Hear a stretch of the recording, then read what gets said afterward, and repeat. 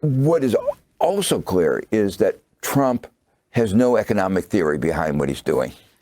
And I think that's most disturbing, both to me as an economist and to those who are on the other side of negotiations. I've talked to some of these people and they say, we don't know how to negotiate because the other side is not a normal negotiator. Normally the other side knows what they want.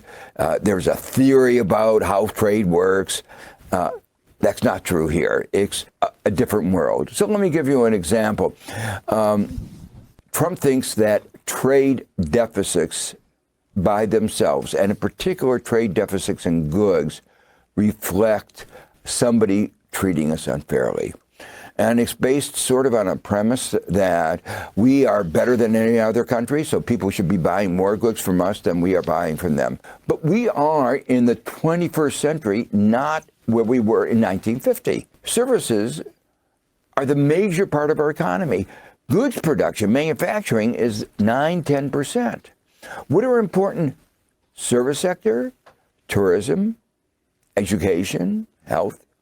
What is he doing to those sectors? Look what he's done in the last few weeks. He's devastated our education system.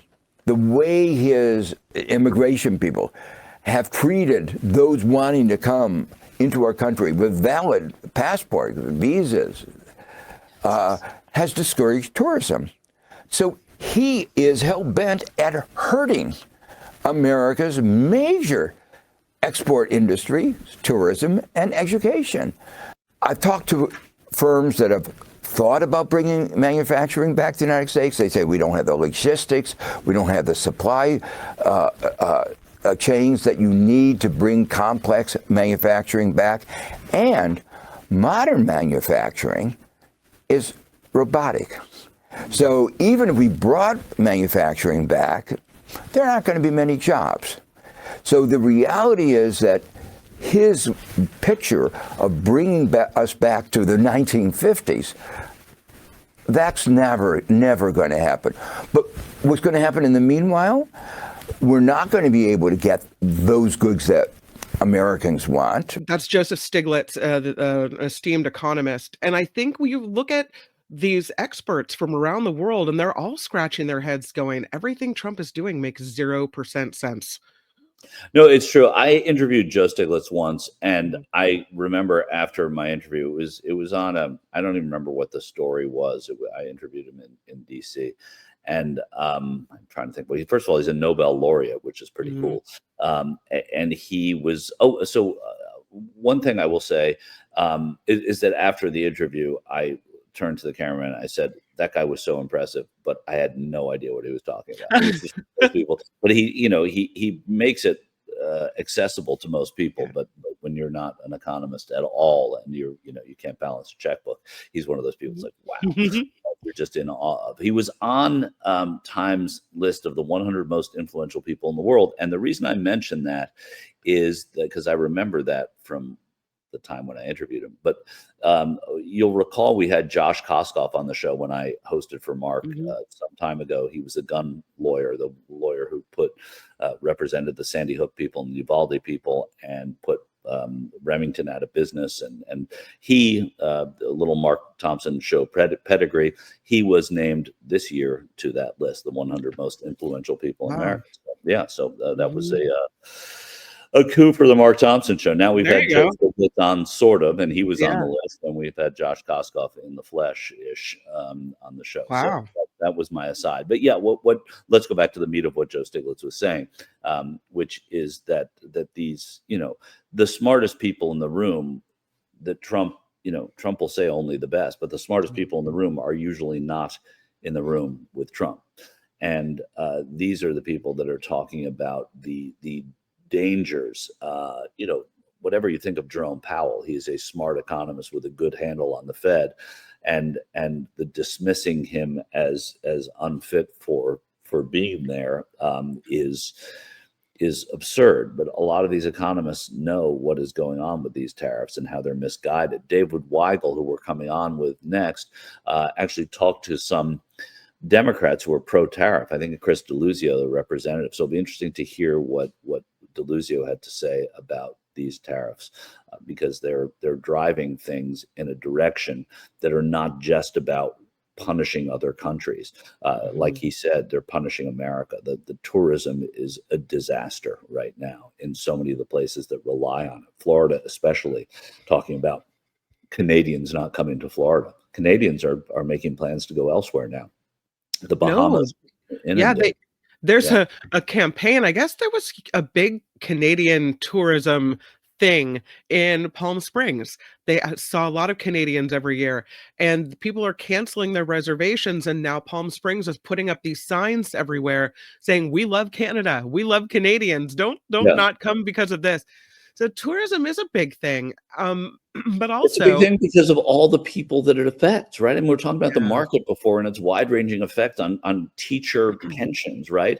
Well, yep, it's the same thing. If you own a deli in Palm Springs and you sell X number of sandwiches yeah, extra when tourists are in town and having right, picnics or picking up sandwiches or doing whatever, yeah, then you're affected too by this. And it doesn't, and not to mention that the cost of everything you're buying is more expensive. So, I mean, it's a yeah, great thing that Palm Springs has this going. Palm Springs loves Canada, but yeah. Canada's loving Jamaica and the Bahamas. Canada is Mhm. loving Mexico right now. Canada is loving They're Europe.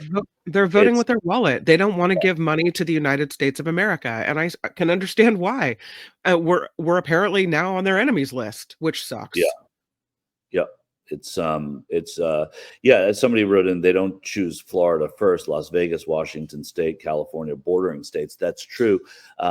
Canadians do, though, make up a big, like there is a huge um, migration from Quebec every year into Florida, snowbirds, elderly, Mhm. retirees, etc. And they take condos and Airbnbs and hotels, and they are canceling them in droves, or not booking them at all. So it is having a practical effect on places. And it's not just Florida. I just happened to have read a pretty in-depth article about that. And the effects of these tariffs are far-reaching. What do you think about, and I don't know if you think this has an effect on the economy. I look at it as extra layoffs. I mean, obviously an effect on the knowledge base in America, but all of the money being pulled from colleges. I was just reading another story, Michael, about the Trump administration planning to yank an additional $1 billion in funding from Harvard because Harvard won't go along and get along with policies the Trump administration wants to inflict on them, including who they can hire, right? What the types of things they can teach. They want to stick their fingers in what Harvard does. And so Harvard, with enough money to say, we're not doing that, can do that. Other institutions might not have that kind of slush fund to be able to rely on. And so I just look at that as bad for the economy too, and in America in general. No, there's no question, Kim. Not to mention, and I'm glad you said it. The Mhm. biggest story out of Harvard is the institutions that can't afford to take the position that Harvard did, Yeah. who don't have the private endowments and the alumni base of great wealth that Harvard Mhm. has. I mean, $2 billion to so many institutions is years and years and years of fundraising, and Harvard can make up for that. Gordon says, "Thank you, Harvard, for saying no to our idiot in the White House." Yeah, so there is that they have the ability to do that, but like you were saying, it Mhm. is about what it does to the rest of the economy and what it does. What he's this war on universities, this getting the NIH involved, getting the CDC involved, talking about grants. All of it is affecting jobs. It's affecting people, and it has a long life hereafter. Harvard, I think, will try and help once this episode is over, and certainly this administration try and help many of those institutions that were not able to help themselves during this Yeah. time. Is what I would guess, if this is undone at any time. And the a great conversation is what can and can't be undone in the Trump administration, the Trump legacy. There are Yep. certain things that can't be undone, like fake news, right? The Mhm. labeling and the creating, sowing seeds of doubt in the media at every turn. That is, to me, a really devastating legacy that this administration will have that the last Trump administration has already had. Hi, it's Mark, and I thought that was great. Hit the notification bell. You'll know whenever there's a new video being dropped, and please subscribe to our channel to help us save the universe.